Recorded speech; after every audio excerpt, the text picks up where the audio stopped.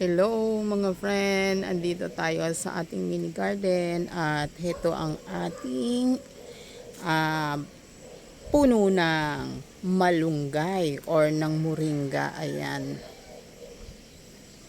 ayan, malago na siya. Pinutol ko yan kasi ay pangit na siya. Ayan, nung umusbong, ayan, ang lalaki na ng kanyang mga dahon mga friend. Oh, diba? Yan, lalaki ng kanya mga dahon. Ito, ganyan siya kababa nung pinutol ko na. Kasi mataas na yan masyado. At hindi ko na kayang abutin. Kaya nag-decide ako na putulin na siya. At hayan, bagong usbong ang kanyang mga dahon.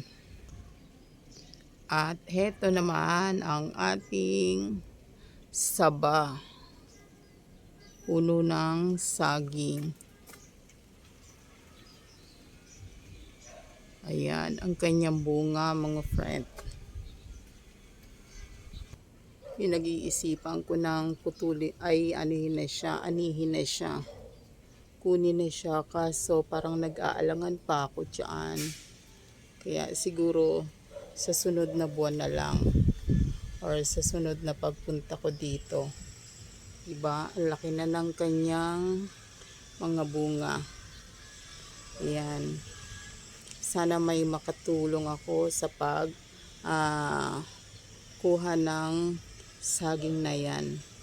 At ito pa ang iba pang ating mga saging, wala pa yung mga bunga. Yan ay saging na latundan. At ito naman ang aking mga tanim na sampagita. Ayan mga friend.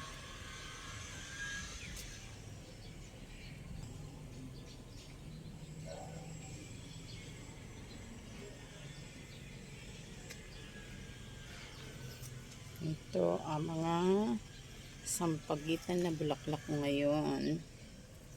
Ayan. Ang dami niyang mga bulaklak.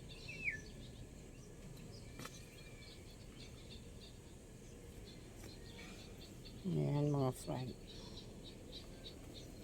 Natutuwa ako sa kanila kasi marami sila mamulaklak, masipag.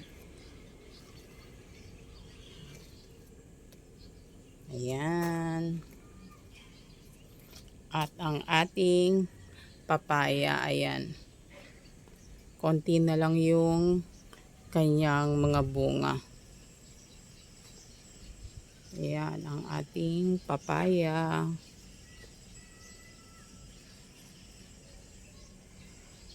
Medyo nag-ayos-ayos ako dito sa ating mini garden mga friend. Naglinis-linis ako.